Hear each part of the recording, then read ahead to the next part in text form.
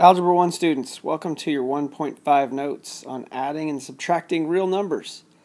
In order to understand the procedure of how to add and subtract real numbers, we can take a look at the concept of absolute value. Absolute value is the distance from zero. And since distance is always going to be non-negative, the absolute value will always be positive. Okay, so we gave you a couple of examples right here of the absolute value with a -5 and with a +5. In each case, the absolute value ends up being positive. And if we were to think about the absolute value over here on the number line, we can think about the distance between 0 and 5, and we can also think about the distance between -5 and 0. In both instances, that distance is going to be positive. So basically, that's the concept of absolute value. It's distance. It's always going to be positive, okay? All right, so let's take a look at some of our examples here. In the first example, there's going to be two different ways that we can think about this. The way that I typically think about it is I think about my position on the number line. So if we were going to use our same number line that we were talking about up here, basically your -14 is going to be somewhere out here. You're going to start there, and then you're going to move in a positive direction 7 spaces.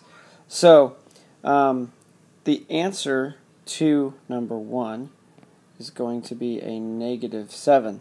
The other way that you can think about this problem is by thinking about the inverse property of addition. So when you do that, basically what you're going to do is you're going to rewrite the problem. You would take +7, you would subtract the other term, so the other term would be this -14 that's sitting right here, okay? And then you would just basically do the problem the same way that you would usually do a problem like that. You would still end up with a -7. So that's kind of the concept of the inverse property of addition.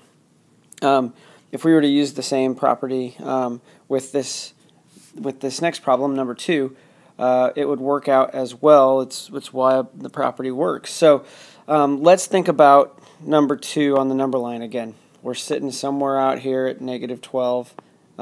So if we were starting at 0, we'd probably come out here. It'd probably be somewhere over here. And then we were going to move in the positive direction 12 spaces. And would you look at that? We're going to end up back at 0.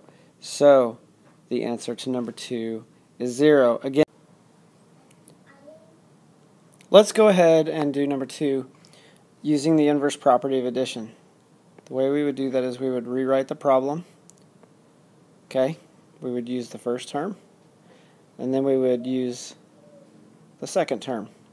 All right, still going to get the same answer. It's equal to 0.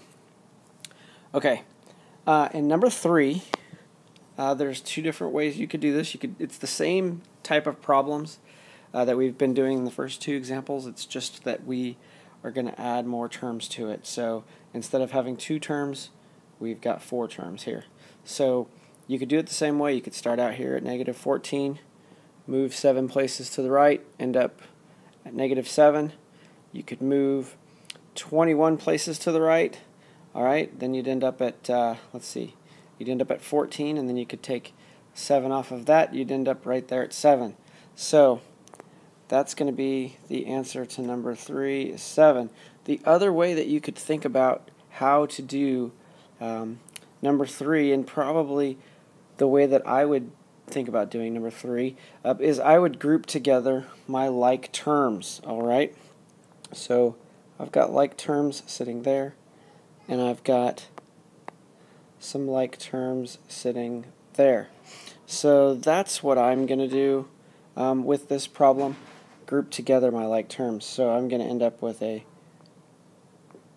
+28 and a -21, and when I take 28 and subtract 21, I end up with a +7.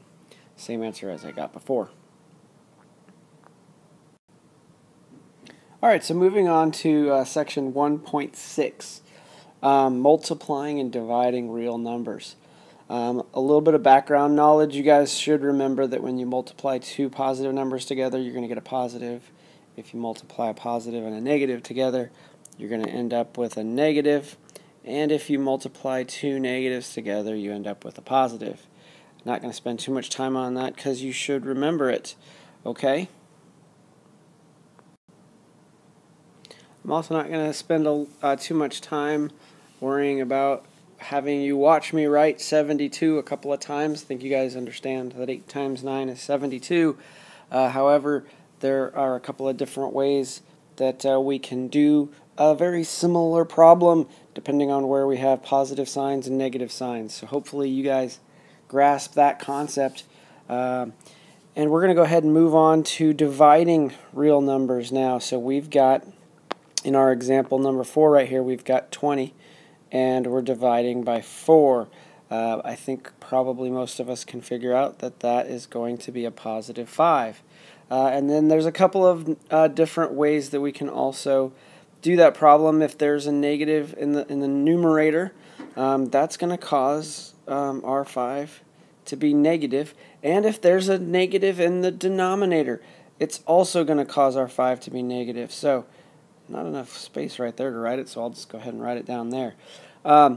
If we divide a negative by a negative, we also, just like in multiplication, end up with a positive. So negative 20 divided by negative 4 gives us a positive 5. Okay, slide number 2. The essential understanding here is to simplify the square roots.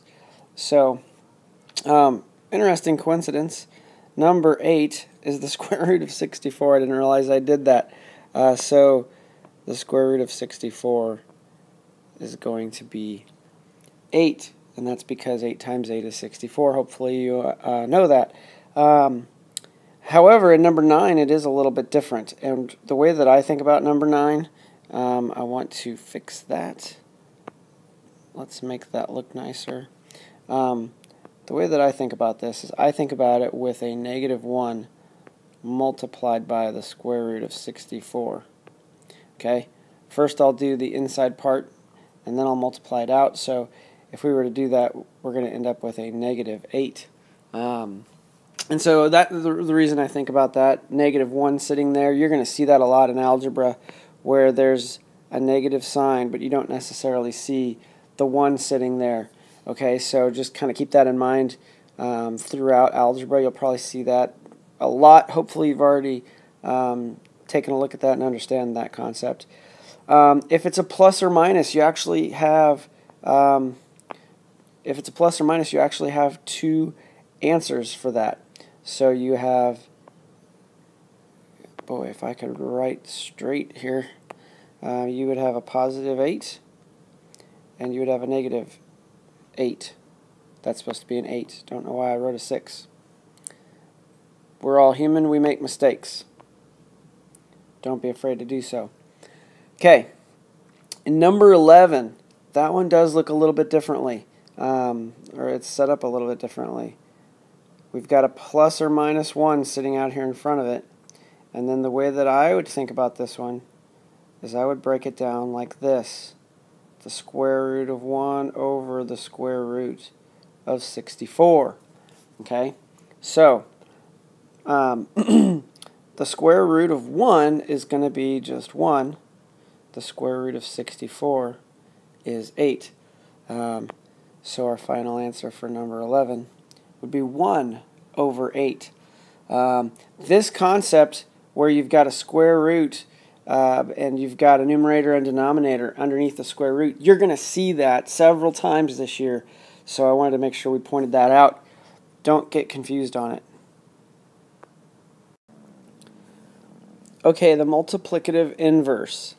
For every non-zero real number, a, there is a multiplicative inverse, 1 over a, such that a times 1 over a equals 1. Alright, so we're going to take a look at a couple of examples on how to do this. If we have negative 4, we're looking for the multiplicative inverse. Basically, all you have to do if you have a number sitting here like this is multiply this puppy by 1 over -4 and figure out that that's going to equal 1. So this number that you found right here is the multiplicative inverse. Okay, so the answer to number 12 is 1 over -4. Or you could also call that -1/4.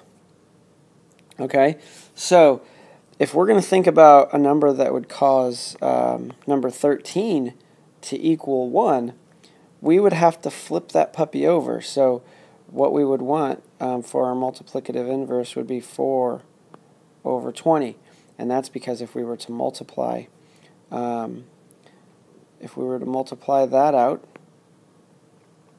okay, we would see that the 4's would cancel, these 20's would cancel, then you'd be left with a 1 over 1, and that is equal to 1.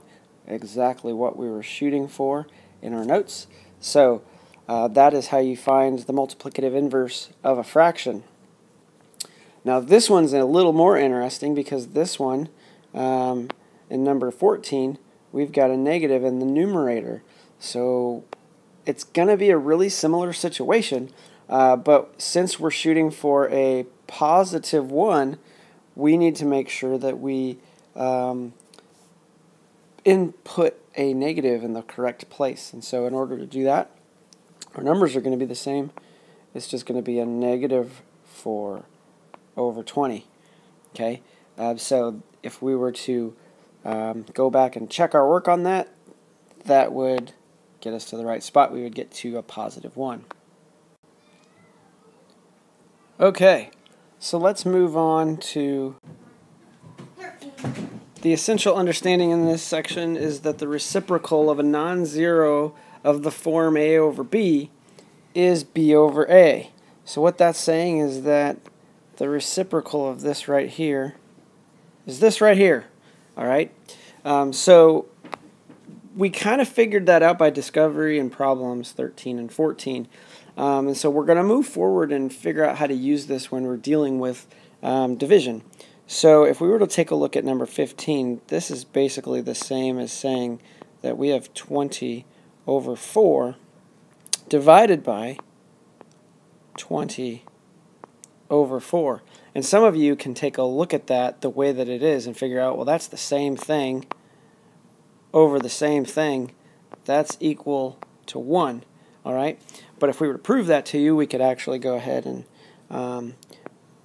write this out a little differently and go 20 over 4 multiplied by its inverse.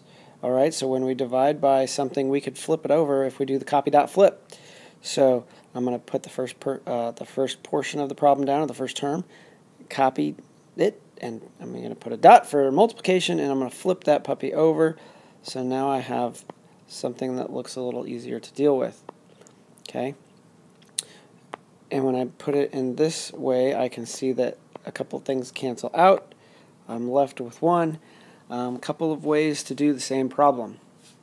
Here we go with number 16. We're going to do the same thing. So we've got 20 over 4, and that is over 4 over 20. I'm going to copy this, and then I'm going to flip over the bottom part and multiply instead of divide. So it's a little easier to use multiplication sometimes. Let's do it right, though.